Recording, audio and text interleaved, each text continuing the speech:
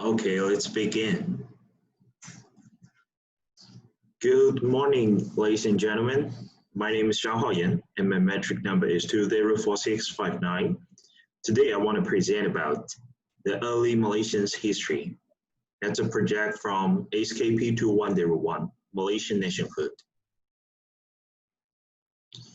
So I want to present about the content and the reference first. The contents consist by background, which include the prehistory, Malay kingdoms, Malacca Empire, and the colonization. And the next stage is about the questions and the answers and the conclusions. And this side, the right side is a reference list. So generally, from my report, I review the long history to my interviewee, because I guess not everyone knows about the history or just not know well or something. So let's begin. The first page, background. The first background about the prehistory, which is before 1 AD. 35,000 years ago, the Malaysian into the Paleolithic, which is the early Stone Age, and then the New Stone Age, the Bronze Age. And there are three theories, which is the Renan migration theory, and the Kodak and Malacca theories, and the Deutero-Malays. So this presence resulted in strong Indian and Chinese influence on the local cultures. And the people of Malay Peninsula adopted religions of Hinduism and the Buddhism. So, but the next one, which is the early Malay states. So you can see at this time, we found the Muslim, which is Islamics. So we just pass this part because we only have 5 minutes. Generally, Islam began to spread among Malay in the 14th centuries. In the early 15th centuries, Paramasra, runaway king of the former kingdom of Singapore, linked to the old Sriwijaya, founded by the Malacca Sultanate. The Malacca was an important commercial center during this time, attracting trade from around the region. So then, let's continue about the Malay kingdoms actually. Between the 1079 and 1088, Chinese record shows that Sriwijaya sent ambassadors from Jambi and Palembang. And then about they visited China, and they sent 2 and more ambassadors to China in 1082 and 1088. So that's generally shows friendship between the Ming Dynasty of China and the Malay kingdoms. That's all for preview the history. So we just pass it as fast as we can. So then about the Malacca Empire, that have the two stages. It includes the glory and the fall. The Malacca was founded in around 1403, and the Malay dynasty that ruled the great Emperor of Malacca and its independences, and provided by Malay history with its golden age. And that is really famous for the Malay history. And then the little is known of Iskandar Shah, immediate the successors. But under the following rulers, Sultan, there's blah, blah, blah, a lot of things. So that's all for preview. Let's pass it. So this is map, the map for the colony. This shows British, which is the Europeans from the Europe. They went to Africa and then go to India and attacked the whole Asia. Not only Malaysia, actually, they also attacked my hometown, like China.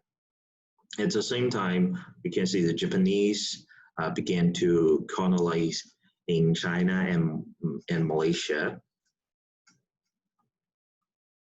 So generally, there are 1,511 the Portuguese make first European colonies claim on Malaysia, capturing the Malacca. That's like what we can see in the Malacca now. There's some church and some museum shows that history. 1641, the Dutch East Indian Company, which is controlled by the Dutch, okay, not only the Indian. And the local allies pushed Portuguese from Malacca. So that's generally two Europeans have a war in Malacca to get the benefits here. One, that's 17th centuries, now known as Malaya, its trading ports gain more economic clout and British trade with China expands.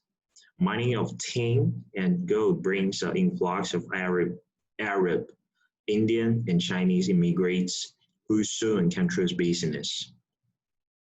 Later, like 100 years, the Britain established the colonies and trading ports on Malay Peninsula. Penang is leased to the British East Indian Company. That's also same like Hong Kong. Generally maybe for 99 years, I don't know. And 1822, Anglo-Dutch treaty sets boundaries between British Malaysia and the Netherlands East Indies, which is present-day Indonesia. So that's the two flags. This one is for Portuguese, and this one is for Dutch.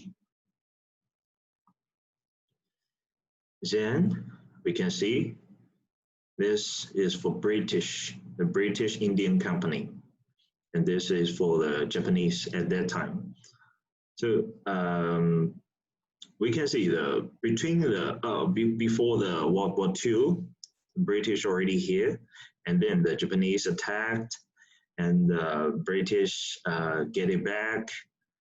That's all colonialism. So one more thing important, 1947, United Malay National Organization is founded, and the nationalists, the group seeks independence from Britain. So this time, the people try to get independence from Britain. And then 1957, that's an important day in the Malaysia history.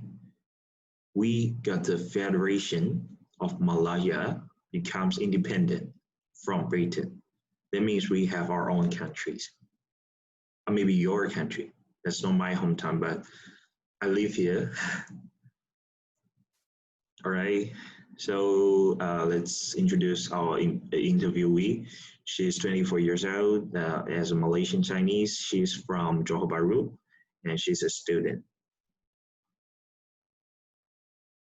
Okay, so there are generally 11 questions.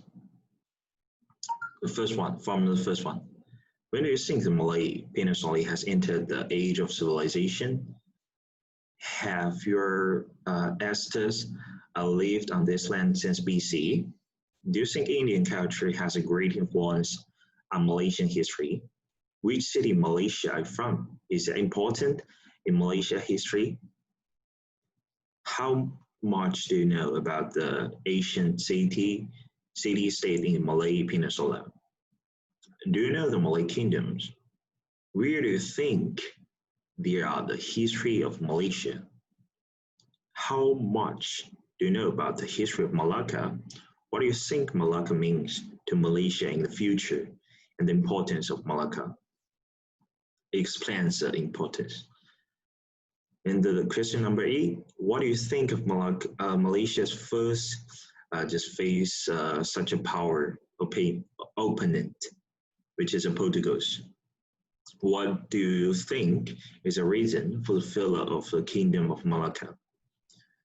Do you know the history of the great power colonization? Which country is the one that you think hurt Malaysia the most? Do you think the impact of this colonization history on Malaysia today still exists?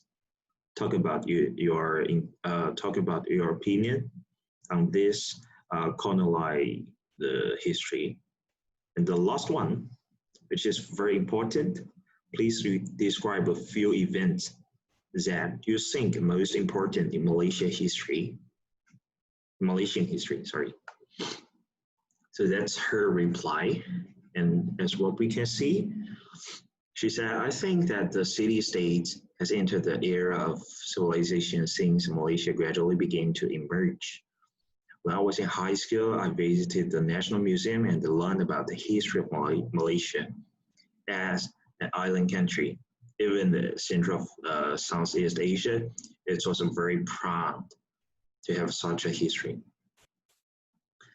My second one, my ancestors were immigrated from Foshan, Guangdong, which is Canton, to Port Klang, Malaysia, 4 generations ago.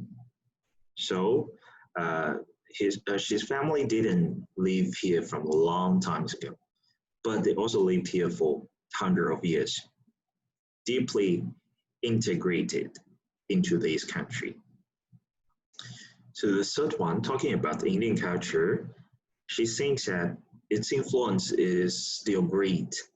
Yeah, as what we can see, there are a lot of Hindu temples here. It may not be glorious as Asian ones, but it's undeniable that almost all religious culture in Malaysia are regional or preached from India. So about the Muslim culture, the Chinese Buddhist, and the Indian culture, that's all already formed. So that's an integral part of Malaysia, and it's very important. That's her reply for those 11 questions. So I want to point out the important one, which is number 9 to number 11.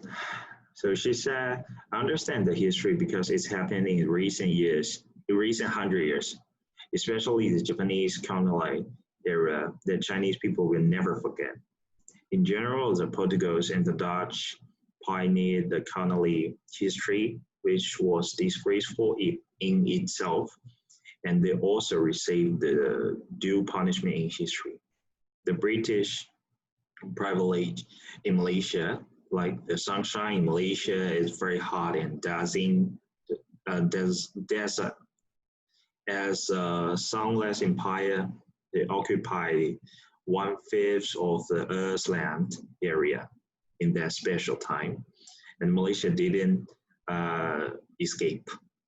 But fortunately, the British will consumed a lot of talent by India, even though the officials in Malaysia are all British, and that's actually same in Hong Kong. All officers and the managers are from Britain. So Britain's influence on Malaysia is undoubtedly the most far-reaching. Today, we are still a Commonwealth country, and our queen is still the Elizabeth. a person who was not born and lives on this land. All right, so let's talk about the politics. So we don't talk about this.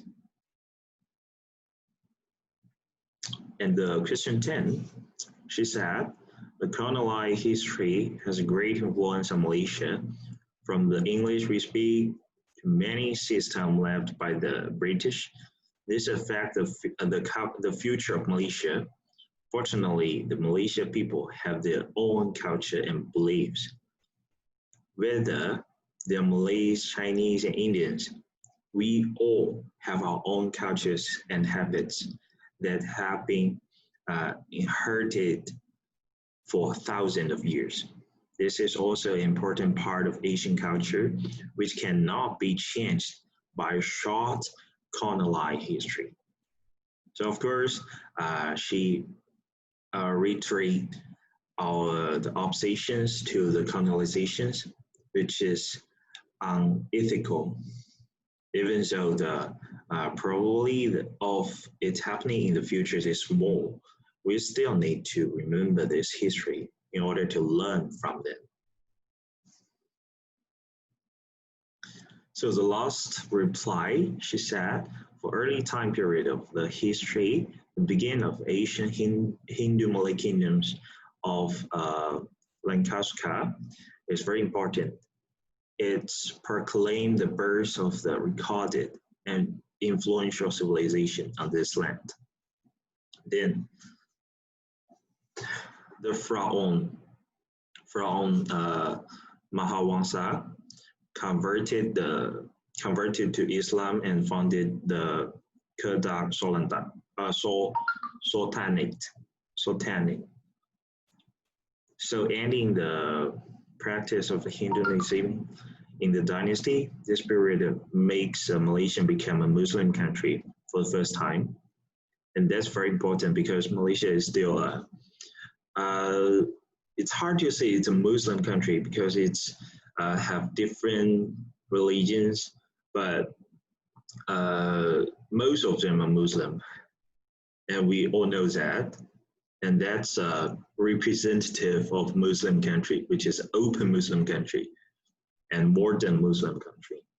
So the next event must be founded the Malacca Kingdom by the Parameswara. This is a great period in the long history and made Malaysia famous on Asia. Yeah, because even now when people talk about Malaysia, a lot of them don't know maybe Kuala Lumpur. They don't know what's the difference between the Kuala Lumpur and Singapore. Because in Chinese, it's just sounds similar. But everyone knows about the Malacca. Then the big event must be the beginning of the colonization by Portugal. Since then, the Malaysian people have been treated unfairly, lost their homes, and forced to work for those who hurt them. He experienced various exploitation and operations by the Portuguese, the Dutch, the British, and the Japanese. Most important and the greatest is Malaysia's independence. Malaysia's independence. This is a victory for Malaysian people. And he read the beginning of their own life. They worked hard to create today's Malaysia. And for the conclusion part, my interviewee and I discussed in depth about the Asian Malaysia, that is from the early AD to the emergency of the city-states. Regarding this part of history, it's really difficult for us to find too much information because the time is a long time ago. But we still talk about the religion, the culture, the politics on this land at that time.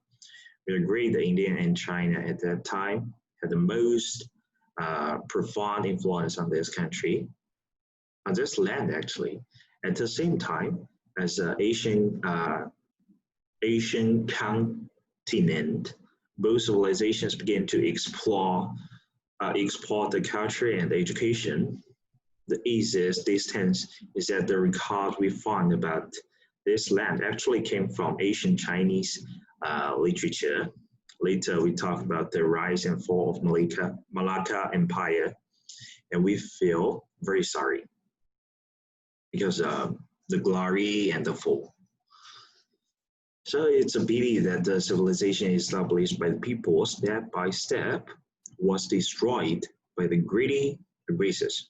Since then, the Malay Peninsula has been colonized by various countries. Whether it's Portugal, the Dutch, the English, and the Japanese, they committed heavy things on this land. Of course, they didn't only bring the bad influences such as the British politicals and the Japanese industrial technologies still affect Malaysia now. So we choose to view the colonial history dialectically. We think this is, of course, extremely disgraceful, and we think they're very shameful, actually. But the history has already passed, so we just need to remember the history and learn from it, and keep what we have now. So in general, as a foreigner, I respect and appreciate Malaysia's distant history.